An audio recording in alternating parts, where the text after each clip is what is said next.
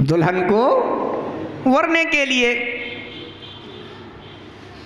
दूल्हे से पूछना, क्यों भैया, और कोई, भाई दुल्हन को वरने तो जा ही रहे हो, और भी कोई काम? तो दूल्हा के लिए कोई काम नहीं है। दूल्हा का भैया करे, दूल्हे के पिताजी करें, दूल्हे के जीजाजी करें, दूल्हे के मामा जी करें, और जो काम करना हो वे सब करें, पर दूल्हा अपना काम करेगा। ऐसे ही जिनालय आओ तो दूल्हे की तरह, जैसे दूल्हा दुल्हन को वरने के लिए आया है, ऐसे जब भी जिनालय आओ तो एक मां जिनेंद्र देव की आराधना का संकल्प लेकर आना चाहिए। अन्य कोई विकल्प नहीं, अन्य कोई कार्य नहीं, और अन्य कोई भाव नहीं। बारात में अगर कोई बात बिगड़ जाए तो दूल्हे को कोई प्रयोजन नहीं, बेनिपटे।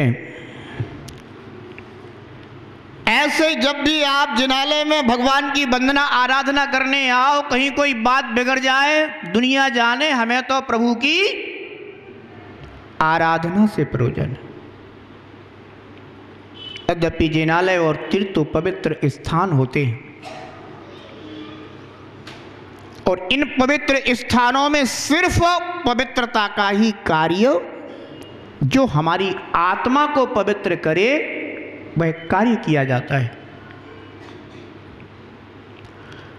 तो रावण सम्मेद शिखर की वंदना करने के लिए आया। त्रिलोक मंडन नाम का हाथी उसने वहां के उपवन में देखा, उत्तम लक्षणों वाला हाथी था। देख करके आश्चर्यचकित हो गया।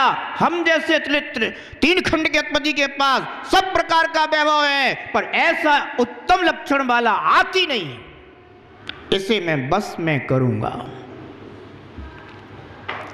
और बंधु, रावण हाथी को बस में करने में लीन हो गया, और जब वह बस में हो गया तो हाथी को लेकर चला गया, पर तीर्थराज की वंदना नहीं कर पाया। व्यवहार तीर्थ की वंदना करने के लिए भी पुण्य चाहिए।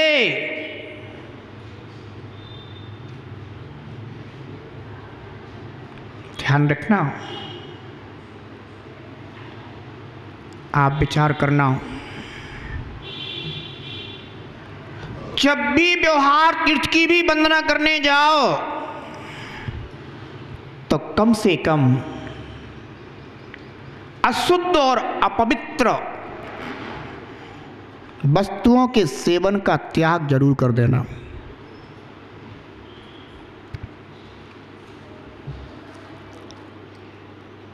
जो वस्तुएं हमारे वर्तमान जीवन को भी बिगाड़ती हों और भविष्य को भी बिगाड़ती हों। बहुत सारे लोग तो इधर गुटखा पाउच चलता रहता है और उधर तीर्थ वंदना। सोचो जरा, अपने पिताजी या पिताजी के विषय में थोड़ा सा जानने की कोशिश करना। अगर वो कभी सम्मेद शिखर गए हों तो आपको पता चलेगा कि वो जब वंदना करने गए थे तो संकल्प करके गए थे कि मुख में पानी भी नहीं लूंगा।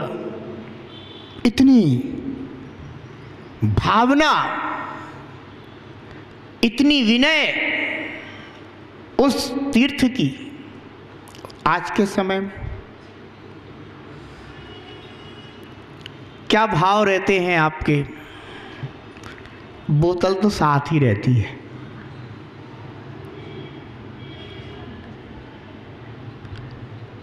पर एक बात कहूं,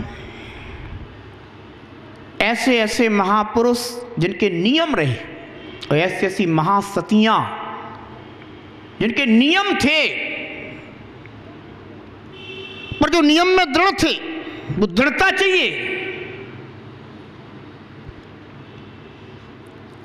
कि जिनका अगर जिन देव की वंदना का नियम है या किसी के गजमोती चढ़ाने का नियम है और उन्हें गजमोती नहीं मिले तो उन्होंने कहा कि नहीं, प्रभु तो हैं पर द्रव्य नहीं है, और बिना द्रव्य चढ़ाए हम दर्शन प्रभु के कैसे करें। यही कारण है कि श्रावक जब घर से चलता है तो या तो अष्टद्रव्य की थाली होती है, शुद्ध वस्त्र होते हैं, और अगर कदाचित सामान्य सिविल ड्रेस में भी अगर आ रहे हो तो इतना जरूर है कि मुट्ठी में या डिब्बी में, जिन्हें अपन पुंज कहते हैं, वे मांगलिक द्रव्य जरूर होती है। खाली हाथ प्रभु की वंदना, प्रभु के दर्शन। नीतिकारों ने कहा है, देव का दर्शन, गुरु का दर्शन, राजा और वैद्य के पास जब भी जाओ तो खाली हाथ मत जाना।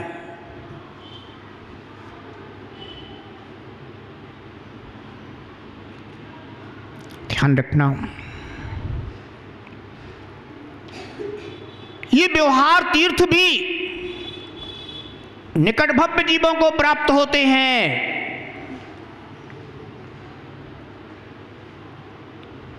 पुण्य चाहिए। रावण का इतना पुण्य नहीं था, पर आप अपना जरूर विचारना कि हमारा उससे तो ज्यादा पुण्य है कि जो हमें अपने उन पवित्र तीर्थों पर जाने का सुअवसर पुण्य लाभ प्राप्त होता है। बंधुओं, केवल तीर्थ ही तीर्थ नहीं है, जहां भी अरहंत देव की प्रतिमा विराजमान है वह स्थल भी तीर्थ ही है। भूमि को तीर्थ बनाने वाले कौन? तीर्थंकर। और जहां भी तीर्थंकर देव विराजमान हो वह भूमि अपने आप में तीर्थ हो जाती है। शिवनी के ये जिनालय कोई तीर्थ से कम थोड़ी ना है। भावों में वह बात होनी चाहिए कि हम प्रातःकाल उठते ही तीर्थ वंदना करने के लिए जा रहे हैं। देखो आपके लिए कैसे सातिशय पुण्य की प्राप्ति होती है।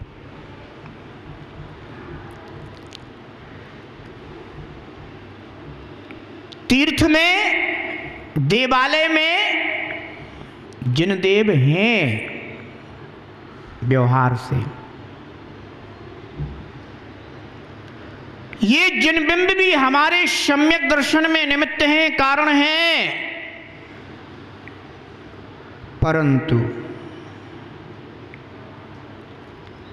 जिन देव के बिंब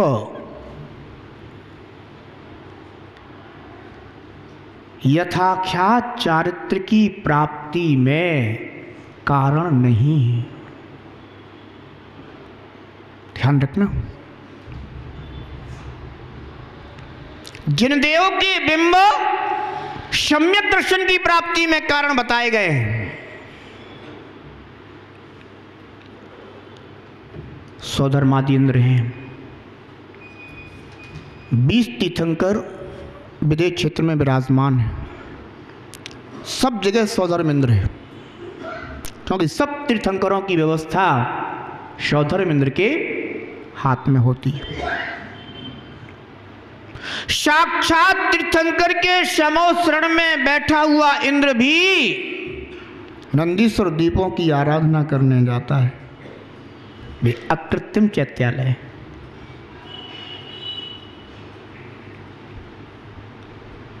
ध्यान रखना,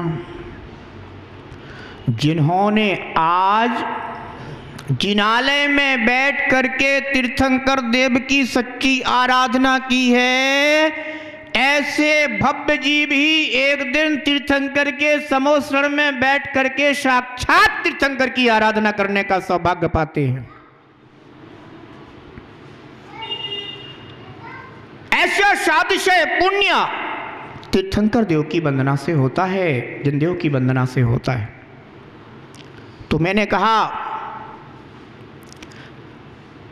कि जिनेंद्र देव जिनालय ये अपने सम्यक दर्शन की प्राप्ति में कारण हैं, पर यथाख्यात चारित्र की प्राप्ति में साधन नहीं है, बाधक बाधक बाधक।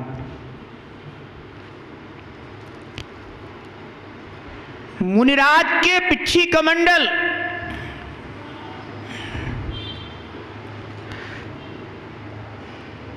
सामायिक चारित्र की प्राप्ति में कारण हैं, परंतु यथाख्यात चारित्र की प्राप्ति में बाधक।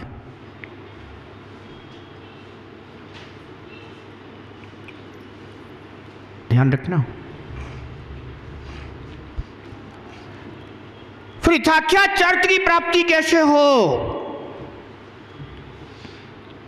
तो आचार्य योगिंदु देव कहते हैं कि जो देह देवालय में बैठा हुआ निज चैतन्य देव है, ऐसे निज प्रभु की आराधना करने वाला अखंड ज्ञायक भगवान आत्मा की शरण में पहुंचा हुआ वह ज्ञानी जीव स्वामे लीन होता हुआ पर को पर जान करके उसके विकल्प से मुक्त होता हुआ जब परम ध्यान को प्राप्त होता है, तब वह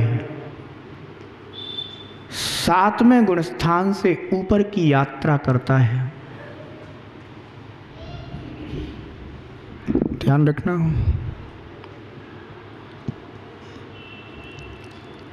जिनेंद्र देव की आराधना करते करते, अपना मुनिधर्म पालन करते करते छठवां सातवां गुण स्थान तो हो सकता है, पर उससे ऊपर की यात्रा इन सब विकल्पों को छोड़कर ही होती है, इन विकल्पों के साथ नहीं हो सकती। मुनराज 28 मूलगुण पालते कि नहीं पालते? और ये कहा जाता है कि जो 28 मूलगुण का पालन करें वे सच्चे भावलिंगी संत होते हैं। परंतु मैं आपको बता दूं, जो 28 मूलगुण के विकल्प में रहते हैं वे भी अपने लक्ष्य को प्राप्त नहीं कर पाते। इन 28 मूलगुण के विकल्पों को भी जब निर्ग्रंथ मुनि निज भगवान आत्मा की शरण में पहुंचता हुआ शुद्ध बुद्ध ज्ञायक स्वभावी निज आत्मा में लीन होता है, तब ये विकल्प छूट जाते हैं। ऐसा आत्म ध्यानी, निज ध्यानी, शुद्धात्म ध्यानी निर्ग्रंथ गुरु आगे की यात्रा करता है। मूल गुणों का भार लेकर के नहीं जाता, वह इनका भी भार उतार कर आगे बढ़ता है।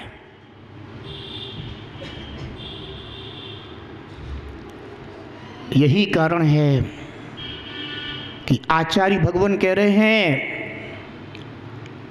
कि भो निर्ग्रंथ योगी, अगर योग सार को प्राप्त होना है तो तीर्थ में देव हैं, इन विकल्पों को भी तुझे छोड़ना होगा। ध्यान रखना, ना तीर्थ का विकल्प करना, ना तीर्थ में तीर्थंकर का विकल्प करना। अगर तू इन तीर्थ और तीर्थंकर के विकल्प में ही बना रहेगा तो तेरी मुनि पद की जो यात्रा है, जो मुनि मार्ग की यात्रा है, वह तेरी पूर्ण नहीं हो सकती।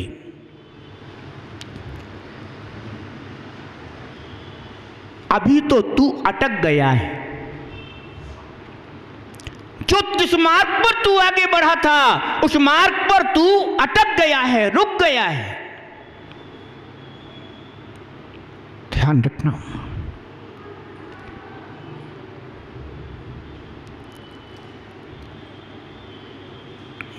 जिनदेव तीर्थ में और देवालय में विद्यमान है, ये सब कहते हैं। पर निर्ग्रंथ योगी यह कहता है कि निज चैतन्य देव देह देवालय में विराजमान हैं। एक बात ध्यान रखना, भेष पूज्य नहीं होते। भेष पूज्य नहीं होते। निर्ग्रंथ मुद्रा पूज्य नहीं। अगर रत्नत्रय आत्मा में प्रकट ना हो, रत्नत्रय के कारण यह देह भी पवित्रता को प्राप्त हो गई है।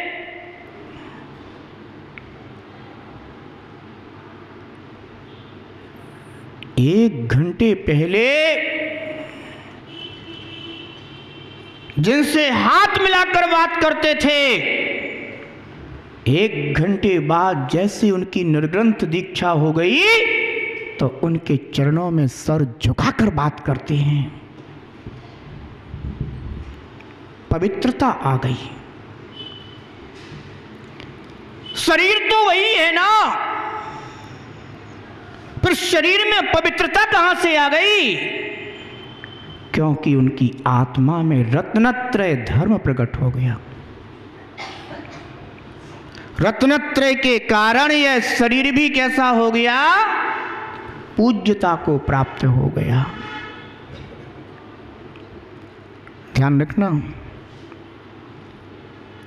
कदाचित किसी ने जिन मुद्रा भी धारी हो, ग्रस्तों के द्वारा वह भी पूज्य होता है, क्योंकि उन्हें तो उन मुनराज की मात्र मुद्रा जिन मुद्रा दिखाई देती।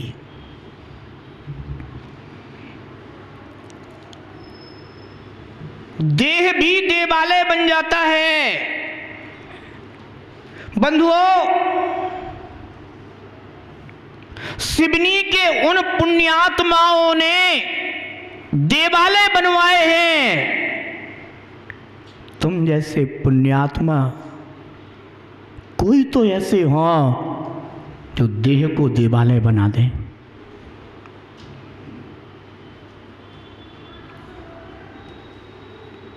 विचार करना,